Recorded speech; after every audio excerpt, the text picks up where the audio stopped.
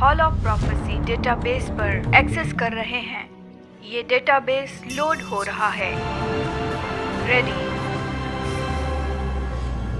Connected. समय की शुरुआत से ही मनुष्य ने इस बात को जानने की कोशिश की है और पृथ्वी और उसके आसपास के भेदों को लिखना चाहा, और स्वर्ग के बारे में भी।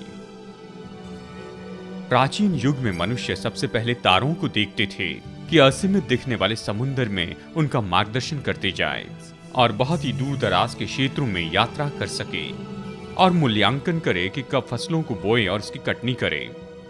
और फिर उसके बाद में कलाकार हमारे संसार को नक्शों के द्वारा बताने लग गए। प्राचीन युग से बेबीलोन, ग्रीस और एशिया के समय तक, और सारी खोज करने के उस युग में, और यहाँ तक कि 21वीं सदी में भी नक्शे हमारी मदद करते हैं एक साधन के रूप में कि हम खोज सके, कि बताएं और पूरे संसार में हमारे मार्ग को दर्शाते जाएं।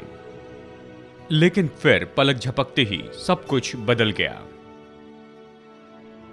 कैमरा ने हमारी मदद की कि हम ऐसी घटनाओं की तस्वीर बनाए जिसके बारे में हमने पहले कभी कल्पना नहीं की थी, और जल्दी उसने पृथ्वी का चित्र भी हमें दे दिया और पूरे संसार का भी, जैसे उसे हमने पहले कभी नहीं देखा था।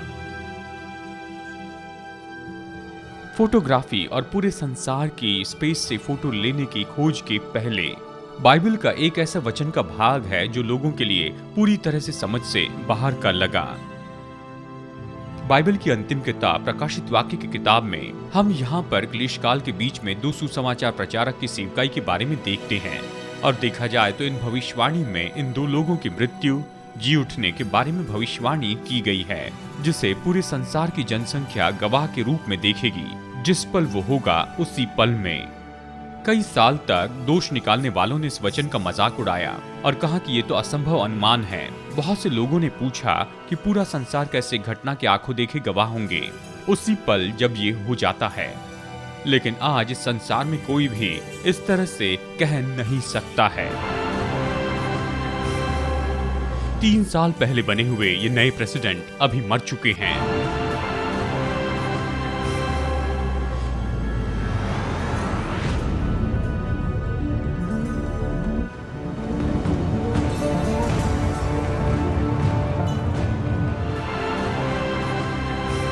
खबरें और जानकारी जिसे पहुंचने के लिए पहले कई दिन, हफ्ते और महीने और साल लग जाते थे कि वो पूरे संसार में जा सके, जो कि अभी इस पृथ्वी पर लगभग 7 लाख बिट्स प्रति सेकंड की रफ्तार से भेजे जा सकते हैं, जो कि पूरे संसार के लोगों तक बस एक पल में ही पहुंच सकती है। अंत में आधुनिक तकनीक जो है वो तो पुरानी प्राचीन बाइबल की भविष्यवाणी से मिल गई कि पहले जो असंभव दिखता था उसे अभी संभव कर दिया है। भविष्य से कनेक्ट कर रहे हैं।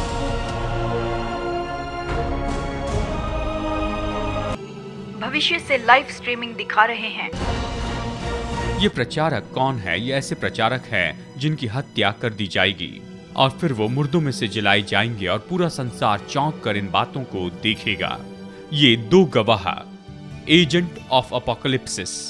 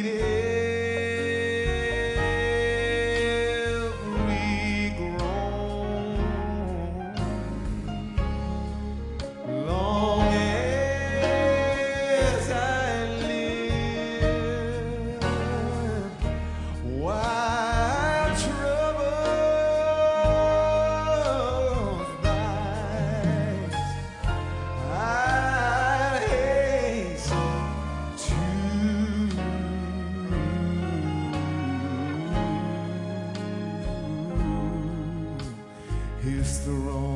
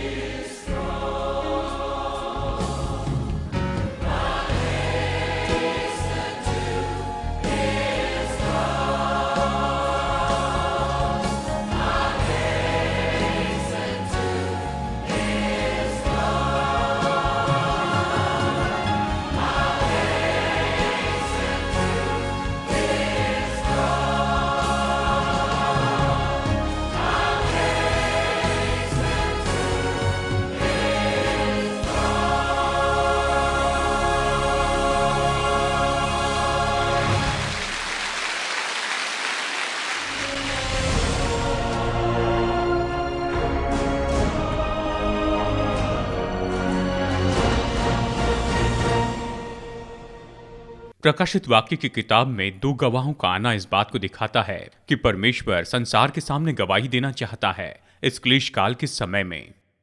मैं जानता हूं आपको पता है कि जब रैप्चर होगा तो पूरी पृथ्वी पर के सारे विश्वासी पृथ्वी पर से उठा लिए जाएंगे और यहां एक भी विश्वासी नहीं रहेगा।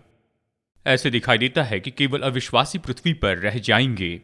परमेश्वर ने अपने चुने हुओं को स्वर्ग में पहुंचा दिया और परमेश्वर पृथ्वी की सारी जनसंख्या को मिटाकर यह कहेगा कि अब तो बस हो गया है, इनसे निपट लिया है, ये अपने तरीके से काम करें और अपने ही पापों में गिरे रहें। पर बाइबल हमें इस तरह से विश्वास करने नहीं देती है, क्योंकि भाइयों और बहनों, परमेश्वर का वचन हमेशा ही बताता है कि परमेश्वर कभी भी खुद को गवाहों के बिना रहने नहीं देता है। परमेश्वर के न्याय के अंधकार के युग में और इन सारे क्लेश के बीच में जो यहाँ प्रकाशित वाक्य की किताब में लिखा गया है और इस पृथ्वी पर भविष्य में आने वाले उन सारे न्याय की कहानी के बीच एक बात तो निरंतर रूप में स्पष्ट है, और ये तो परमेश्वर के प्रेम का सबूत है जो हमारे संसार के अंधकार में आता है अपने प्रिय पुत्र के ज्योति के संदेश के साथ में। और यहाँ पर पृथ्वी के इस भयानक न्याय के बीच में, क्योंकि उन्होंने परमेश्वर का इनकार किया है, वो इस पृथ्वी पर भेजता है दो मनुष्य को, जिनके बारे में भी कुछ पल में हम सीखेंगे, कि प्रचार करे परमेश्वर के प्रेम का सुसमाचार और लोगों को आने वाले न्याय के बारे में चेतावनी दे।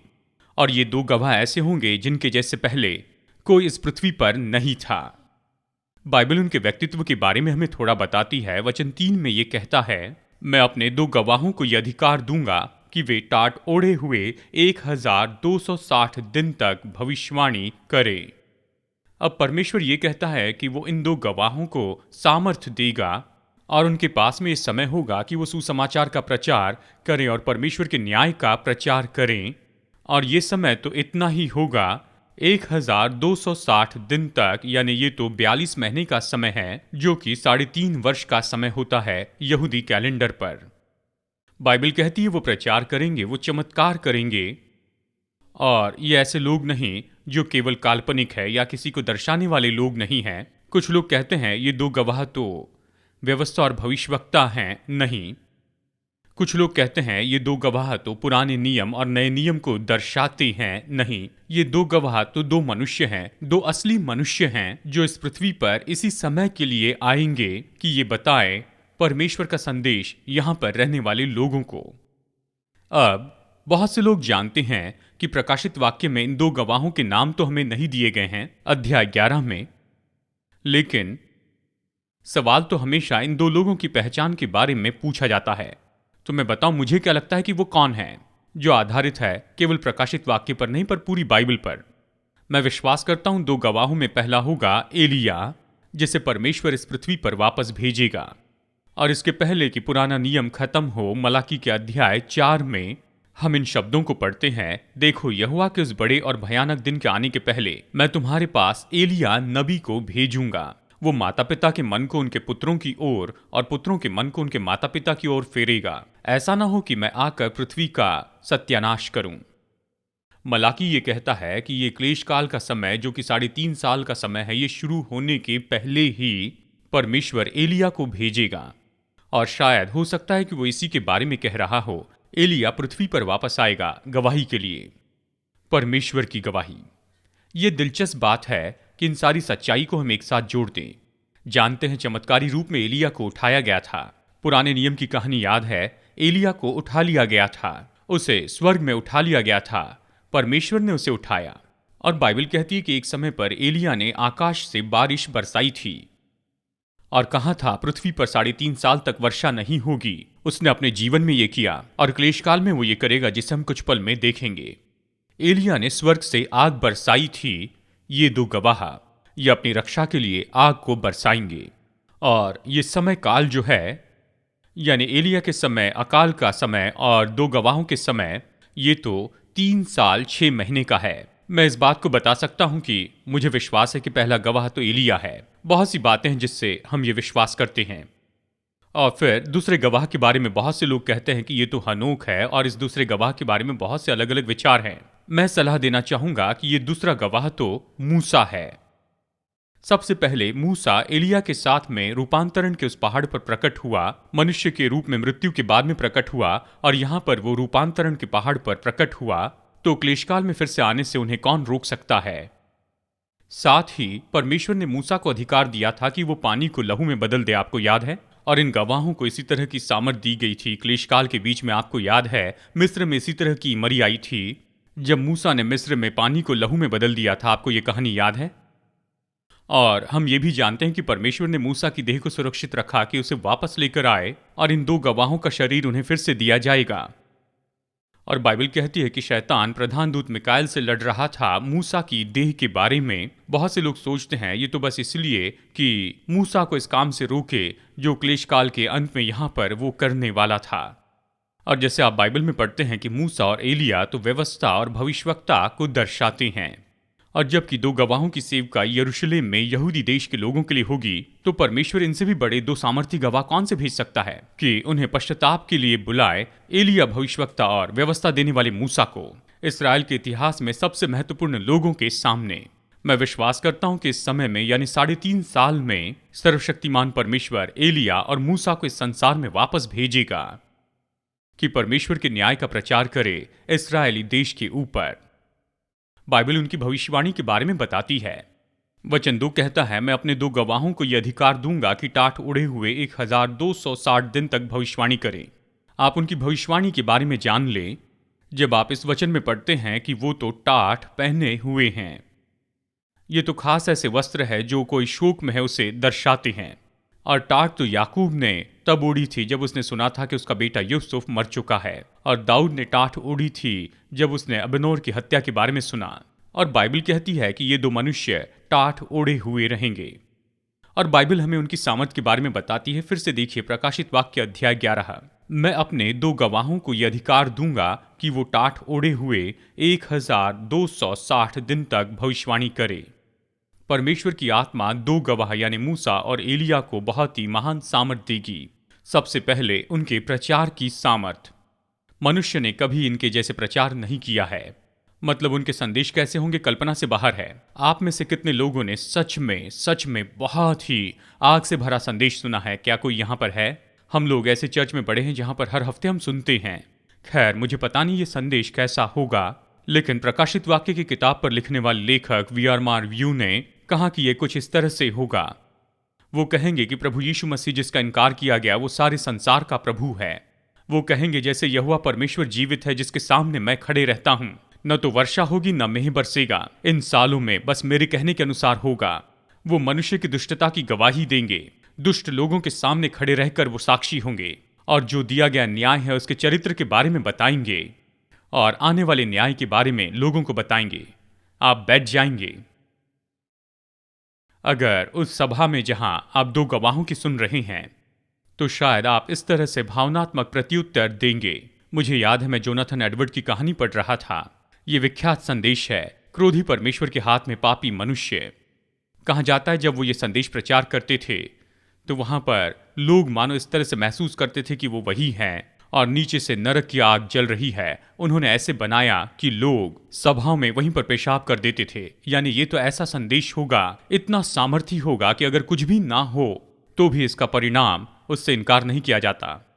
और केवल उनके प्रचार में ही सामर्थ्य नहीं होगी, लेकिन उनकी मरी में भी सामर्थ्य होगी।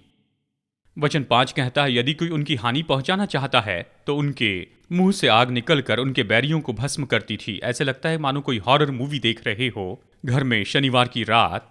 बाइबल इन दो गवाहों के बारे में इस तरह से कहती है, वो उनको हानि पहुंचाने के लिए उनके पास नहीं जा सकते थे क्योंकि उनके मुंह से आग निकलती थी। जब तक उनका काम पूरा ना हो जाए वो वहीं पर रहेंगे और फिर अकाल की मरी होगी। बाइबल वचन 6 में इन गवाहों के बारे में इस तरह से बताती है, इन्हें अधिकार है कि आकाश को बंद करें कि उनकी भविष्यवाणी के दिनों में मेह न बरसे। और इस्राएल में जो अकाल है, पानी की कमी 3.5 साल तक रहेगी। और ये तो इस पृथ्वी पर का सबसे लंबा समय होगा जहां पर बारिश का अनुभव नहीं किया गया। और इस मरी का जो समय होगा, ये तो क्लेश काल के पहले 3.5 साल का समय होगा। यहाँ ये दोनों गवाह प्रचार करेंगे और उनकी चमत्कार की सामर्थ होगी जो किसी तरह से ख्रिस्त विरोधी को वहां पर नीचे रखेगी। और फिर क्लेश काल के बीच में इस्राएल से उसने जो वाचा बांधी थी उसे वो तोड़ेगा और फिर पृथ्वी पर सारा नरक खुल जाएगा।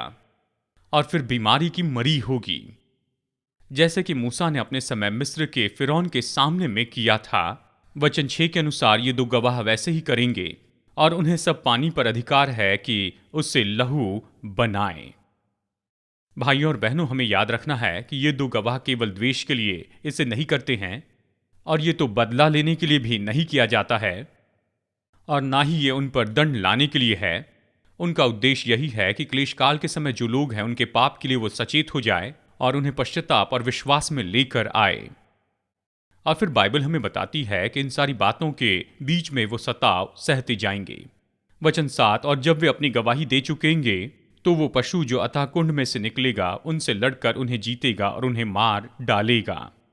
तो हम देखते हैं यहाँ पर दो गवाहों की मृत्यु क्लेशकाल के बीच में ही। जब दो गवाह परमेश्वर के मिशन को पूरा करेंगे तब पशु यानी ख्रिस्त विरोधी इस्राएल के साथ की वाचा को तोड़ेगा और इन दोनों गवाहों को मार डालेगा। और उनकी हत्या के बाद में वो सबसे पहला उत्सव मनाएगा और बहुत से लोग उसके अनुयायी होंगे। गवाहों की मृत्यु। वचन 8 और 9 में उनकी देह के बारे में जरा गौर कीजिए। प्राचीन दिनों में अगर किसी मनुष्य की हत्या दिन में होती थी तो ये माना जाता था कि उसे उसी दिन दफनाना होगा। लेकिन वचन 8 में इन गवाहों के बारे में वचन कहता है, उनकी लोथें उस बड़े नगर के चौक में पड़ी रहेगी जो आत्मिक रीति से सदोम और मिस्र कहलाता है, जहां उनका प्रभु भी क्रूस पर चढ़ाया गया था। प्रकाशित वाक्य आगे कहता है, और सब लोगों और कुलों और भाषाओं और जातियों में से लोग उनकी लोथें 3.5 दिन तक देखते रहेंगे और उनकी लोथें कब्र में रखने न देंगे। कुछ साल पहले लोग इस बात पर हंसते थे कि इस्राएल में जो घटना हो रही है वो सभी लोग देखेंगे। अभी कोई ये विश्वास नहीं करता। मैं विश्वास करता हूं कि सच में संसार के सभी लोग देखेंगे। वो दो गवाहों की हत्या को देखेंगे, क्योंकि इस्राएल में जो कुछ भी होगा, दो गवाह और न्याय और ये सारी बातें पूरे संसार पर प्रभाव डालेगी। और फिर उस दिन, ये तो निश्चय बहुत ही जल्दी से समझा जाने वाला है कि उस दिन तो बहुत बड़ी घटना यरूशलेम में होगी। मैं विश्वास करता हूं लोग अपने सेलफोन को लेकर चलेंगे और इन दो गवाहों को वध किया जाते हुए देखेंगे और उसके बाद में होने वाली घटनाओं को देखेंगे। और वो देखेंगे उन सारे चित्रों को जो कि यरूशलेम की सड़कों पर इन दो गवाहों की देह पड़ी है। और फिर बाइबल बताती है कि इन दो गवाहों को इस तरह से जो मारना है, इस हत्या को वो तो बिल्कुल क्रिसमस के जैसे उत्सव को बनाएंगी। और ये बहुत ही अजीब है। देखिए वचन 10 में, पृथ्वी पर रहने वाले उनके मरने से आनंदित और मगन होंगे और एक दूसरे के पास भेंट भेजेंगे, क्योंकि इन दोनों भविष्यवक्ताओं ने पृथ्वी के रहने वालों को सताया था। और इतना आनंद होगा कि ये दो गवाह यानी मूसा और एलिया को यहां से उठा लिया गया है और अब वो वहां पर नहीं है। और इतना ज्यादा होगा कि बाइबल कहती है पूरी पृथ्वी पर क्रिसमस पार्टी होगी और लोग जाकर सच में एक दूसरे के लिए भेंट वस्तु खरीदेंगे और क्रिसमस के जैसे भेंट लाकर एक दूसरे को देंगे। और ये तो उत्सव होगा इसकी मृत्यु और मारे जाने और गायब होने का, इन दो गवाहों का जो क्लेश काल में होंगे। और पूरे क्लेश काल में केवल यही एकमात्र है जहां पर आनंद मनाया जा रहा है और दूसरा कोई कारण नहीं कि क्लेश काल में आनंद मनाए। यहां पर ये आनंद मना रहे हैं गलत कारण के लिए, क्योंकि स्वर्ग के संदेशवाहक मर गए हैं। कितने लोग ये जानते हैं कि कई बार संदेश लाने वाला नहीं लेकिन आपको संदेश पसंद नहीं है, लेकिन संदेश दूर नहीं करते इसलिए संदेश देने वाले को मारते हैं। ये तो बस इसी के बारे में है, संदेश देने वाले को मारो और संदेश दूर कर दो। हम थक चुके हैं पश्चाताप के बारे में सुनकर, हम थक चुके हैं पाप के बारे में सुनकर, हम ये सुनकर थक चुके हैं कि अगर हम पश्चाताप न करें तो हमारा न्याय होगा। संदेश देने वाले से पीछा छुड़ाए तो संदेश ही बंद हो जाएगा। और फिर बाइबल उनके बचाए जाने के बारे में हमें बताती है। प्रकाशित वाक्य 11:11 कहता है, परंतु 3.5 दिन के बाद परमेश्वर की ओर से जीवन का श्वास उनमें बैठ गया और वे अपने पांवों के बल खड़े हो गए और उनके देखने वालों पर बड़ा भय छा गया। इन गवाहों की मृत्यु और उनकी देह को लोगों के सामने ऐसे रख देने से जो अपमान हुआ है वो कहानी का अंत नहीं होगा। जैसे उनकी मृतदेह 3.5 दिनों तक वहां पर सड़क पर पड़ी होगी, सबसे पहले वे जी उठेंगे। बाइबल कहती है कि परमेश्वर की ओर से जीवन की श्वास उनमें जाएगी। ये वही सामर्थ है जिसने यीशु को पुनरुत्थान के समय कब्र से बाहर निकाला। परमेश्वर के जीवन की श्वास उनकी देह में जाएगी और वो जी उठेंगे। और जैसे पूरे संसार ने इन भविष्यवक्ताओं की मृत्यु को देखा था, पूरा संसार भी उनके जी उठने को देखेगा। आप कल्पना कर सकते हैं कि इस घटना के कारण वहां पर लोगों में बहुत सा भय छा जाएगा, क्योंकि इस पृथ्वी पर इसके जैसा पहले कभी कुछ भी नहीं हुआ था। फिर बाइबल कहती है जबकि वो उनके पुनरुत्थान को देखेंगे तुरंत ही वो उनके रैप्चर को भी देखेंगे। बाइबल कहती है तब उन्हें स्वर्ग से एक बड़ा शब्द सुनाई दिया कि यहां ऊपर आओ। और शत्रु ने देखा, जैसे उसने सोचा कि उसने इन दोनों को मार दिया है जिन्होंने उन्हें 3.5 साल सताया था, ये दोनों अभी आसमान में उठा लिए गए हैं और वो गायब हो जाते हैं, चले जाते हैं। और फिर उनका बदला, वचन 13 कहता है, और फिर उसी घड़ी एक बड़ा भूकंप हुआ। और यहाँ यरूशलेम में कितने लोग मरेंगे इसके बारे में बहुत ही दिलचस्प रीति से बताता है। नगर का 10वां भाग गिर जाएगा और 7,000 मनुष्य मर जाएंगे तुरंत ही उसी पल में, इन दोनों के उठाए जाने के बाद में। और वचन इन लोगों के बारे में बताने के लिए खास शब्द उपयोग करता है। जो असली संदर्भ है उसमें इस तरह से लिखा है, ये ऐसे मनुष्य जिनके नाम हैं, यानी वो सामान्य नहीं है। ये 7,000 मनुष्य शायद सामान्य लोग नहीं होंगे, लेकिन ये तो लीडर होंगे, ये तो विख्यात लोग होंगे जिनके नाम होंगे, जो उनके उठाए जाने के तुरंत बाद ही नाश हो जाएंगे। और उस समय जो बड़ा महान आनंद हुआ था, उन सभी लोगों के ऊपर में इसके बाद में डर छा जाएगा। हम अपने सबसे उत्तम दिनों में भी कभी इस बात की कल्पना नहीं कर सकते, ना शब्दों में बयान कर सकते कि उस समय कैसी दहशत फैल जाएंगी। हम इससे क्या सीख सकते हैं? मैं एक बात बताना चाहता हूं। सबसे पहले जिस परमेश्वर की हम सेवा करते, जिससे प्रेम करते हैं, वो कभी किसी के बारे में हिम्मत नहीं हारता। यह हमेशा परमेश्वर का उद्देश्य रहा है कि इस संसार के सभी लोगों को वो अपने पास लेकर आए। ये तो हमारे लिए सच में प्रेरणा की बात है कि हम उन लोगों के लिए प्रार्थना करते जाएं जिनके लिए हम सोचते हैं कि प्रभु ने हिम्मत हार दी है। मैं बताना चाहता हूं, गौर से सुनिए, परमेश्वर ने किसी के लिए हिम्मत नहीं हारी। चाहे उन्होंने जो भी किया, चाहे जो भी हो, कितने भी दूर हो, प्रभु की उपस्थिति से दूर हो, परमेश्वर सबसे अंधकार के दिनों में, जो कि इस संसार के लिए लायक न्याय है, सर्वशक्तिमान प्रभु ऐसे किसी को नहीं भेजता। वो एलिया और मूसा को इस पृथ्वी पर भेजता है कि लोगों को एक बार फिर याद दिलाए, मैं तुमसे प्यार करता हूं, तुम पश्चाताप करो, तुम मेरे पास में आओ। मैं नहीं चाहता तुम इस न्याय में जाओ और सदा के लिए नरक में रहो। यही सर्वशक्तिमान परमेश्वर का दिल है। क्या आप मानते हैं? परमेश्वर बस ऐसा ही तो है। इस कहानी में हम यही देखते हैं।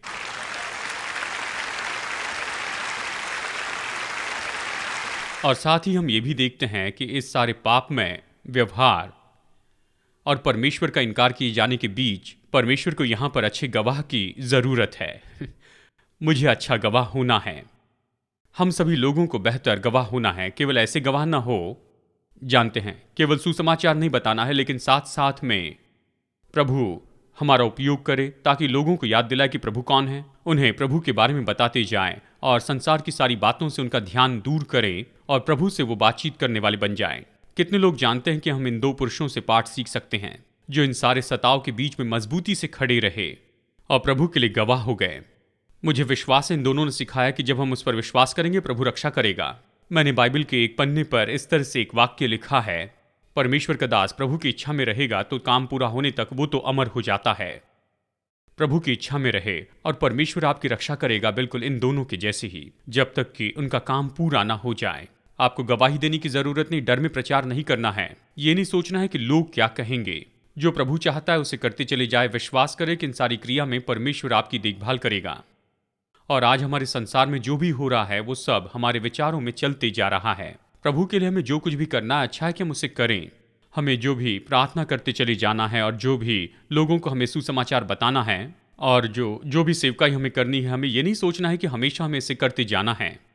हम तो बिल्कुल आखिरी समय में हैं और प्रभु हमारे साथ है। मैं विश्वास करता हूं प्रभु ने हमें इस समय के लिए ही रखा है। इससे बेहतर मसीह के लिए गवाह होने का और कोई समय नहीं है। और इस क्लेश काल में वहां पर तो 2 गवाह होंगे और साथ साथ में 1,44,000 लोग होंगे। लेकिन इस अनुग्रह के समय में परमेश्वर ने हमें मौका दिया कि हम उसकी आवाज सुनते चले जाए और उसके मार्गदर्शन में चले और उद्धार में उसके सामने अपने घुटने टेके। इस बात को हल्के रूप में न ले, हम तो ऐसे ही समय में जी रहे हैं और निश्चित कर ले कि हम वही कर रहे हैं जिसके लिए प्रभु ने बुलाया है, जबकि हमें ये मौका दिया गया है। और विश्वासी के नाते भाइयों और बहनों, अपनी गवाही में हम मजबूत हो जाएं, ये जानते हुए डट कर रहें कि ये केवल हम नहीं हैं, हम तो हैं। हमें सर्वशक्तिमान प्रभु ने सामर्थ दी कि हम गवाह हो इस घटती हुई परंपरा में। ऐसे देश जो पहले मसीह कहलाते थे लेकिन अभी उससे हटते जा रहे हैं। मैं पाना चाहता हूं बिल्कुल ऐसे ही भरोसा, ऐसी ही गवाही जो एलिया और मूसा की थी, कि वैसे ही गवाही हम देते रहें। टर्निंग पॉइंट पर आज का संदेश देखने के लिए बहुत बहुत धन्यवाद। मैं आशा करता हूं कि आप प्रभु वचन से प्रोत्साहित हुए हैं और आपने और भी जाना है कि हमारे प्रेमी परमेश्वर के साथ में संबंध रखने का मतलब क्या होता है। अगर आप उसके साथ व्यक्तिगत संबंध में नहीं हैं पर शुरू करना चाहते हैं तो आज आप इसे कर सकते हैं। आपको बस इतना ही करना है कि उद्धार का मुफ्त का वरदान आप पाले, अपने पापों से पश्चाताप करें और प्रभु यीशु मसीह को उद्धारकर्ता प्रभु स्वीकार करें। अगर आपने विश्वास का ये कदम उठाया तो मैं आपको प्रोत्साहित करता हूं कि आप भरोसेमंद सेवकाई के साथ जुड़ जाइए या लोकल चर्च के साथ और किसी को आप अपने निर्णय के बारे में बताइए। मैं विश्वास करता हूं कि आप अपने नए विश्वास में बढ़ते चले जाएंगे। प्रभु आपको आशीष दे। अगली बार मुलाकात होगी यहीं पर टर्निंग पॉइंट में।